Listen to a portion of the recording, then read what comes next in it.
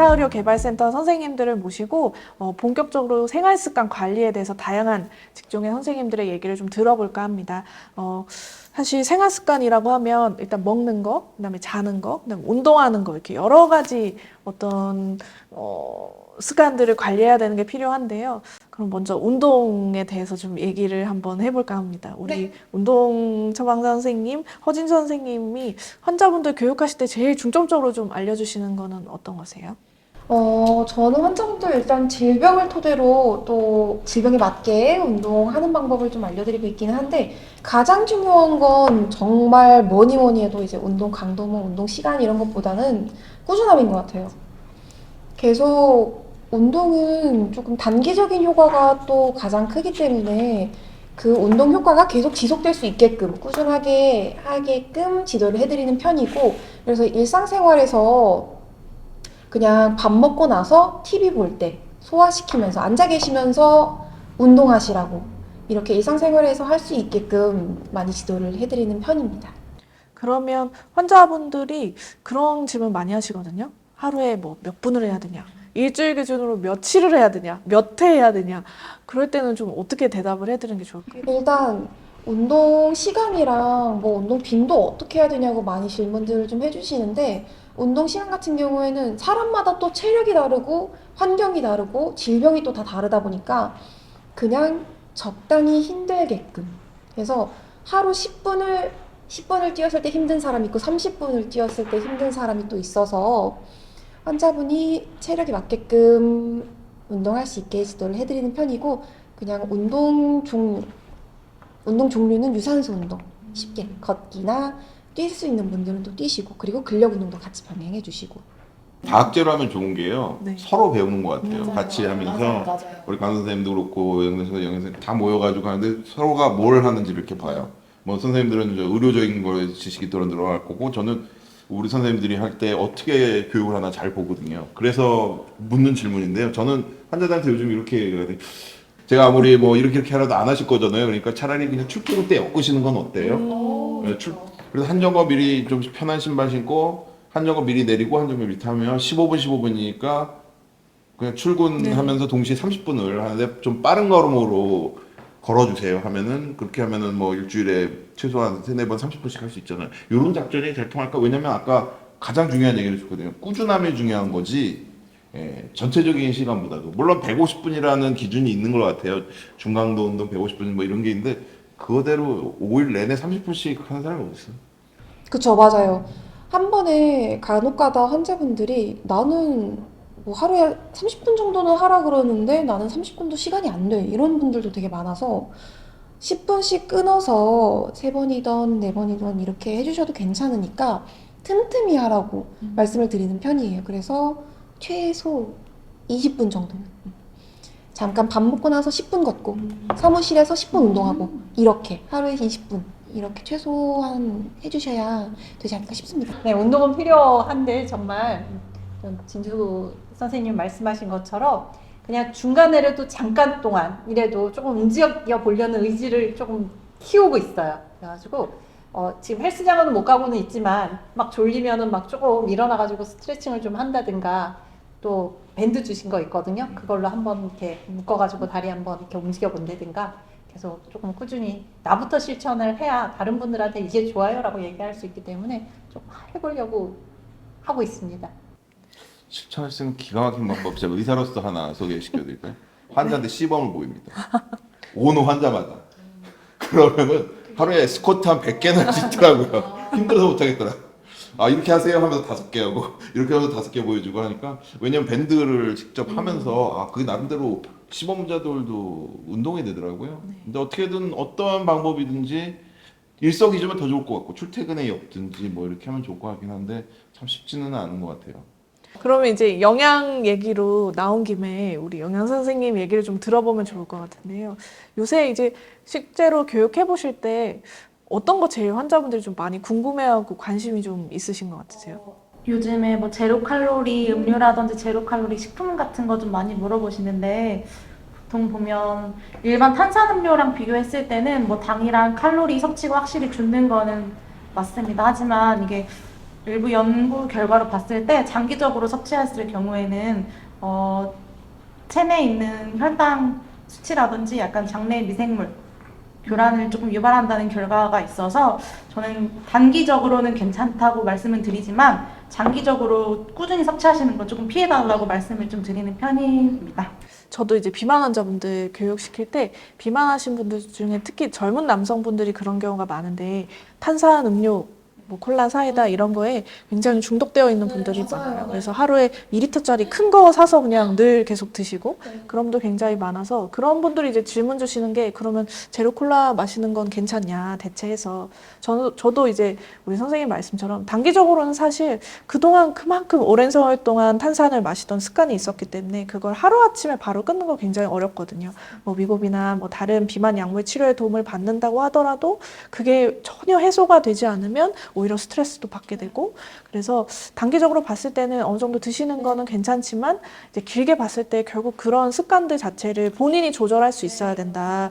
내가 많이 먹을 수 있는 기회가 있을 때는 조금 먹고 또 다른 며칠 동안은 좀 자제하고 그런 게 사실 돼야 되거든요. 단맛 네. 음식에 달아야 된다라는 고정관념이 생기는 것도 문제인 것 같긴 해요, 진짜로. 달아야 그러니까 그게 설탕은 아니지만은 대체지만 계속 단 거가 기준이 되니까 그걸 안 먹을 때는 또 진짜 설탕을 더 먹게 되겠죠, 계속. 그런 부분. 그리고 요즘은 이제 인스타나 유튜브 같은 데 보면 떡볶이 그런 먹방 이런 것도 많고 되게 또 맛있는 그런 디저트 카페들 그다음에 특히 요새 빵집이 정말 이제 어떤 각 지역의 명소가 돼서 빵집 굉장히 유행이잖아요. 근데 결국 이제 비만 치료해 보면 이 가장 적은 결국 탄수화물이거든요. 고탄수화물 음식이기 때문에 그런 부분은 좀 어떻게 환자분들께 교육시켜 주시면 좋을까요? 보통 당뇨 환자분들이 교육할 때 식습관 조사를 좀 먼저 하는데 제일 많이 드시는 식품이 빵, 뭐 떡, 흰밥 이런 것들을 좀 많이 정제 탄수화물을 좀 많이 드시는 경우를 보게 되는데 이러한 경우에는 정제 탄수화물을 약간 복합 탄수화물로 변형해서 뭐 흰밥을 현미밥이라든지 뭐 잡곡밥으로 변형해서 드시라고 좀 권고드리는 편이고 빵 같은 경우에도 흰 밀가루 빵보다는 좀 유기농 빵집이 좀 비싸긴 하지만 좀 첨가물이나 좀 당류가 적은 호밀빵이라든지 약간 통밀빵으로 조금 대체하라고 말씀드리는 편입니다. 근데 탄수화물을 줄이면 배가 고프잖아요. 그거를 해결하는 게 그게 핵심 아닌가라는 생각이 들어요. 그래서 탄수화물 비율을 조금 줄이고 뭐 비만 환자분이라든지 뭐 당뇨 있는 환자분들은 탄수화물 섭취를 좀 줄이되 단백질이랑 지방을 조금 좋은 지방, 포화지방, 뭐 트랜스지방 이런 거 제외하고 좀 좋은 지방 위주로 좀 섭취량을 좀 늘리라고 말씀드리는 편입니다. 여기쯤에서 경험자로서 그 배고픈 거가 저는 단백질을 먹으면 배고픔에 줄어든다는 거를 왜 몰랐을까요? 그러니까 저도 의사인데 평생 뭐 들었을 거 아니에요. 근데 계속 그렇게 무시했던 것 같아요. 그런데 단백질 쉐이크를 시도해 봤는데요. 일단 배가 안 고프니까 너무 좋은 거예요. 와, 이게 말이 돼? 단백질 먹었는데 왜 배가 안 고프지?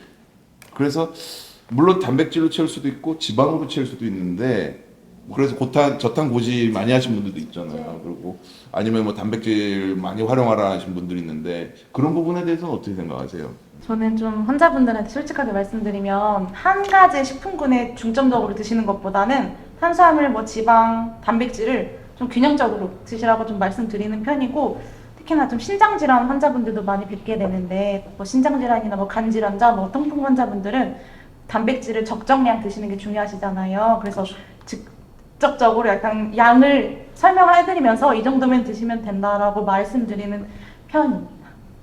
근데 최근에 이제 국민건강영양조사에 보면 우리나라가 사실 다 되게 유행이 민감하잖아요. 그래서 다들 고단백식을 이미 하고 있거든요. 그래서 70대 이상만 빼고 다 권장량 이상 먹고 있더라고요. 맞아요. 그리고 이제 젊은 남자들 같은 경우에는 프로틴 쉐이크 너무 많이 먹고 운동 과도하게 하기 때문에 20대에서 40대 사이에 그런 신장 질환의 발생률이 굉장히 올라가고 있고 20대가 남자들 중에 신장 질환율이 58%가 급증했다고 하더라고요. 그래서 너무 과도하게 단백질을 먹는 거는 그냥 일반인한테도 좋지는 않다. 그런 것도 좀 네. 알아야 되지 않나 싶습니다. 네, 여러 가지 뭐 만성 질환자든 아니면 건강한 성인이든 젊은 사람이든 노인분들이든 진짜 균형 잡힌 식사를 꾸준히 하시는 게 가장 식에 있어서는 제일 중요한 부분일 것 같습니다. 단기간 정도 하는 건 효과 분명히 있는 것 네, 같아요. 네, 그렇죠. 저탄고지든 뭐 고단백질 있는데 그걸 지속적으로 계속 해나간다라는 거는 진짜 다시 생각해봐야 될 것 같아요. 건강군이든 만성질환군이든. 만성질환군이면 더욱더 문제가 될 것 같아요. 여러분들 질문 있습니다. 넬쌤. 네. 좋은 지방이 뭡니까?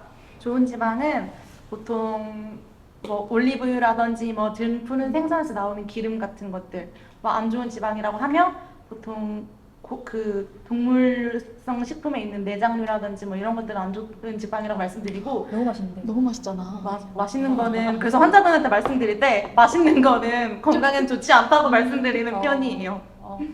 지금 이러한 운동과 영양 이런 교육이 사실은 병원에 안 오면 또 의원 네. 1차로에서 본인이 직접 걸어오지 않으면 본인들에게 교육이 될 수가 없는 부분이잖아요. 그래서 먼저 가는 그런 노력들도 저희가 많이 하고 있어요. 그리고 의료 사협이라든가 이런 데서도 자기의 그 뭐랄까 등록 환자 분들을 대상으로 하고 있는데 저희가 지금 생각하고 있는 것 중에 하나가 전국에 있는 그러면 저 네트워크가 뭐가 있을까? 그래서 어디나 있는 게 경로당은 있거든요. 그리고 거기는 대부분 또 네, 건강하신 분들이 또 요양병원에 계시거나 이런 분들 아니니까 그분들을 대상으로 우리 계획을 하고 있는데 어떻게 생각하세요? 해볼 수 있지 않을까요? 지금?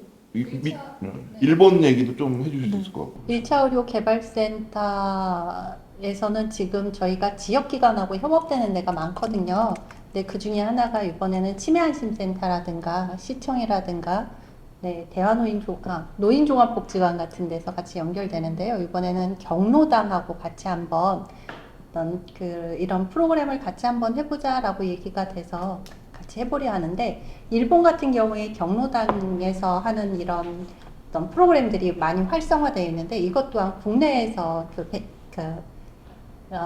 배워서 간 사업이라고 하더라고요. 그래서 오히려 역수출됐군요. 네, 맞아요. 그래서 우리도 이제 물론 이제 지금은 시기적으로 일본이 더 그런 노령 인구가 많다 보니 그게 더 그쪽에서는 활성화되고 이렇게 단합되는 어떤 경로당의 어떤 프로그램들이 있겠지만, 지금 우리도 경로당에서 같이 프로그램을 하면 좋겠다 해서 이번 연도에 시도를 해보려고 하고 있습니다.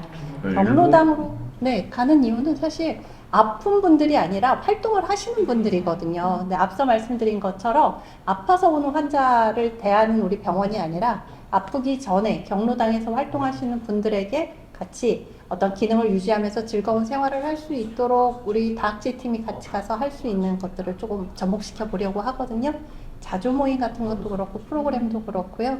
네, 뭐 같이 가가지고 운동 교육이나 아니면 영양 교육 같이 해드리고 있습니다. 의료 사업의 경우 보면 그걸 잘 활용을 해서 뭘 하냐면 어르신 일자리를 만들어드려요. 그 건강 지킴이라고 그러나 건강 리더라고 하나, 그분들에게 약간의 비용을 들여서 이렇게 약간 용돈처럼 드리면서 그 단지, 그 경로당이 소속하고 있는 그 단지라든가 하여튼 그 동이라든가를 다니면서 독거노인들을 생사 확인해 주시고 또 병원에 갈 때 건강 같이 가게 해드리고 이런 것들이 잘 돼 있는 곳이 있어요. 잘 알려져 있지는 않지만. 그래서 저희도 그거를 한번 시도를 해보고자 하는데 이런 데서도 사실은 주치의들이 중심적인 역할을 해야 되는 거죠. 자기한테 오던 환자가 갑자기 요즘에 안 와. 그러면 그쪽에 연락을 해서 괜찮으신지 그런 것들을 해보는 것도 좋을 것 같아요. 이게 참 사람에 있어서 나이라는 게 굉장히 중요한데, 우리나라가 워낙 초고령 사회로 이미 사실 들어가 있는 상태고, 아주 건강하신 분, 뭐 영양이나 평소 운동도 열심히 하신 분도 결국 나이가 들면 여러 가지 기저질환, 만성질환을 얻게 되거든요. 그래서 사실 미리 예방하는 것도 중요하지만 이미 갖고 있는 질환을 잘 치료하고 앞으로 합병증을 예방하고 이런 것도 굉장히 중요한데, 우리 장하람 선생님은 그런 만성질환 관리 측면에 있어서 어떤 부분을 좀 중점적으로 교육을 해주시나요? 저는 실제로 많은 환자분들을 만나면서 만성질환이 이제 언제든지 내가 감기처럼 혈압이 안정적으로 돌아오면 끊을 수 있는 질환으로 오해하고 있는 분들을 많이 만났었거든요. 근데 기본적으로 사실 이 만성질환은 저는 무서워할 것도 없고 이제 같이 가야 하는 동반자, 친구의 역할이라고 생각합니다. 그래서 실제로 환자분들에게 교육을 할 때도 너무 이런 거에 대해서 무서워할 필요도 없고 다만 환자분이 관리를 해주셔야 되는 부분에 있어서 가시적으로 본인의 혈압을 재고 그걸 적어보는 것만으로도 굉장히 환자분들 입장에서는 변화의 추이가 한눈에 보이니 관리적인 측면에서 훨씬 도움이 된다는 피드백을 많이 받았었거든요. 그래서 관리를 이제 만성 질환 처음을 딱 진단받고 환자분을 교육할 때 이제 먹는 약, 복용에 대한 준수법 교육하고 그리고 자가적으로 재택에서 혈압이나 혈당을 측정할 수 있도록 교육하면서 그리고 저희의 이제 센터의 사실 가장 큰 장점이라고 할 수 있는 비대면 관리. 이제 채널로 언제든지 이러한 궁금증에 있어서 소통을 할 수 있는 하나의 창구가 있다는 거에 대해 안내를 드리면 환자분들이 관리를 하다가도 어느 순간 혈압이 떨어지는 부분에 있어서 이거를 당장 병원에 가야 되는데 회사 때문에 시간을 뺄 수 없을 때에도 비대면 관리 채널로 연락을 주시면 제가 봤을 때는 측정 방법이 조금 잘못된 것 같으니 30분 휴식 후에 다시 재보라고 하시고 이런 긍정적인 피드백을 좀 많이 받았던 경험이 있습니다. 혹시 오해하실까봐 여기서 말하는 비대면 관리는 비대면 진료하고는 완전히 다릅니다. 진료와 진료 사이 어차피 뭐 3개월마다 오든 한 1개월마다 오든 그게 연속적으로 그런 건 아니잖아요. 저희는 주치 시스템이기 때문에 주치는 지속적으로 환자 컨택트가 돼야 된다 하기 때문에 실리스하게 그 사이를 언제든지 컨택트할 수 있는 컨택트 포인트가 되는 거지. 그것 때문에 진료 안 오게 된다. 그거는 저희 목적하고는 다릅니다. 이제 보통 50대, 60대쯤 되면 뭐 고혈압을 새로 진단받는다든지 고지혈증 약을 이제 새로 시작을 한다든지 그런 분들 굉장히 많고 그런 분들 진료할 때 항상 하실 말씀이 지금 이제 약을 먹으면 죽을 때까지 먹어야 되냐, 약 못 끊냐 이렇게 많이 말씀하시거든요. 그러면 이제 저는 생활습관 교정이 같이 동반이 되면 참 교과서적인 말인데 이렇게 짧은 진료 시간 안에 그렇게밖에 말씀드릴 수밖에 없더라고요. 저희는 말씀드립니다. 네. 저희 목표는 약을 안 드리는 게 목표입니다. 그렇기 때문에 한번 열심히 해보시고 한번 따르세요. 그런데 그러려면 저희 팀의 말을 그러니까 우리 팀과 함께 해주셔야 됩니다. 그런데 거기서 가장 핵심적인 역할을 강사 선생님들. 이제 나중에 아시게 될 겁니다. 이제 주치 시범 사업 시작하고 뭐 가치 기반 뭐 이렇게 하면은 그 다음에는 얼마나 뛰어난 팀을 가지고 있느냐. 그 팀이 수입이 훨씬 더 높을 겁니다. 네. 그래서 이런 뛰어난 특히 우리 장원생 같은 뛰어난 간호사가 있다는 거는 진짜 행운이죠. 그러면 지금까지 이야기해본 게 먹는 거, 움직이는 거, 그다음에 내가 갖고 있는 병 이런 것들을 하면 우리가 이제 먹고 자고 싸고 뭐 이런 얘기 속된 말로 하잖아요. 잘 자는 것도 정말 중요하거든요, 실제로. 그래서 수면 교육이나 뭐 평소 스트레스 관리, 스트레스는 또 만병의 근원이라고 하기 때문에 이런 다른 우리가 미처 좀 이게 정말 중요한가 생활 습관에 있어서 평소 생활하는 데 있어서 중요한가 싶지만 많이 놓치고 있는 부분에 대해서는 좀 어떻게 좀 포인트들을 잡아주시나요? 스트레스 부분은 저는 깜짝 놀랐던 게 있었어요. 제가 사실은 스트레스로 저 연수를 갔다 왔거든요.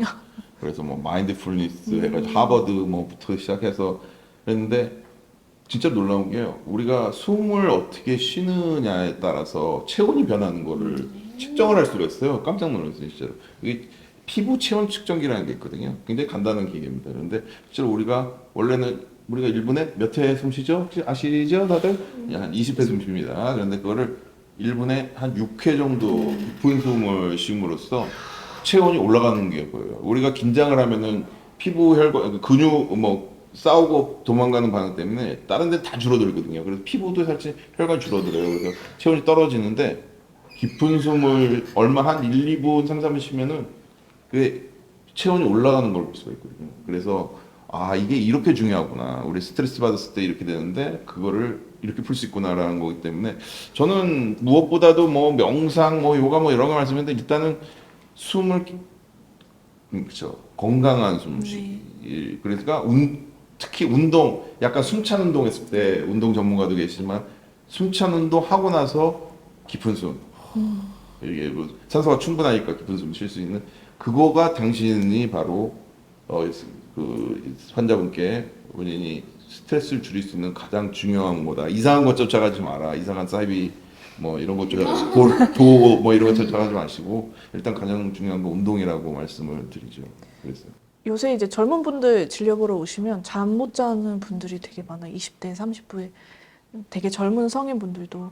근데 이게 참 사람이 잠을 잘 자야 하루가 이제 사실 어떻게 보면 참 건강하게 잘 힘을 내서 화이팅을 할 수 있는 부분인데 우리나라가 사실 커피의 민족이잖아요. 아, 그래서 사실 뭐 저녁에 나는 커피 마시면 잠 못 자 이렇게 얘기하시는데 사실 낮에 먹어도 그 카페인이 혈중 농도 6시간 이상 가기 때문에 한 오후 3시 정도에 먹어도 9시, 10시까지도 충분히 영향을 미칠 수 있다고 보거든요. 그래서 커피는 가능하면은 점심 먹고 드시는 거 이후에는 안 드시는 게 좋을 거라는 생각이 들고요.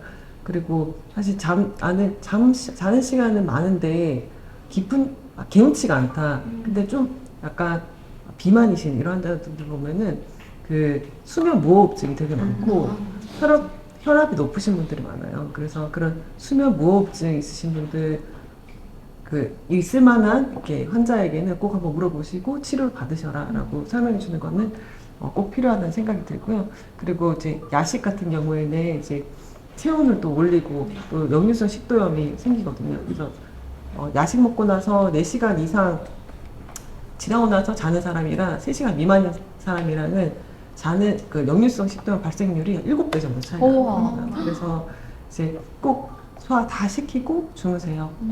웬만하면 3시간은 넘겨야 됩니다. 이렇게 환자한테 설명해 주면 좋고 알코올, 난 잠 안 와서 술 마신다 이렇게 얘기하시는데 사실 렘 수면을 방해하기 때문에 깊은 잠을 못 잡니다. 그래서 그런 부분에 대해서도 환자가 이해할 수 있는 수준으로 얘기해 줄 필요가 있다고 생각합니다. 역시 이제 팀 기반으로 되어 있으니까 아주 다양한 어떤 전반적인 생활 습관에 대해서 좋은 이야기들을 좀 들을 수 있었던 것 같습니다. 그러면 이제 마지막으로 혹시 시청자분들께 이 자유로개발센터에 대한 이야기나 아니면 환자분들께 좀 꼭 해주고 싶은 말씀 한마디씩 해주시면 좋을 것 같아요. 저는 센터에서 일을 하면서 환자분들과 약간 조금 더 가깝게 좀 소통이 되는 느낌이 너무나 좋았고요. 그래서 한 환자분에 대해서 영양뿐만 아니라 뭐 여러 다학제적으로 좀 좋은 방향으로 이끌어서 질환을 좀 예방하거나 조금 관리할 수 있는 게 너무 좋았습니다. 네, 감사합니다.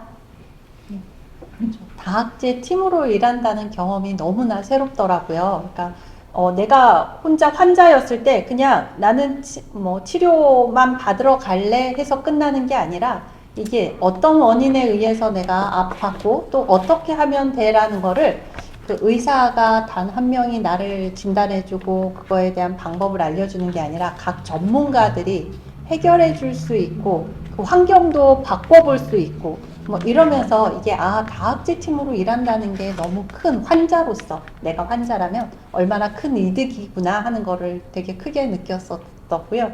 그리고 이게 팀워크가 되게 중요한데 이렇게 좋은 팀워크가 계속 같이 한 환자한테 갈 수 있다는 건 그 환자도 행운이고 저희에게도 큰 축복인 것 같습니다.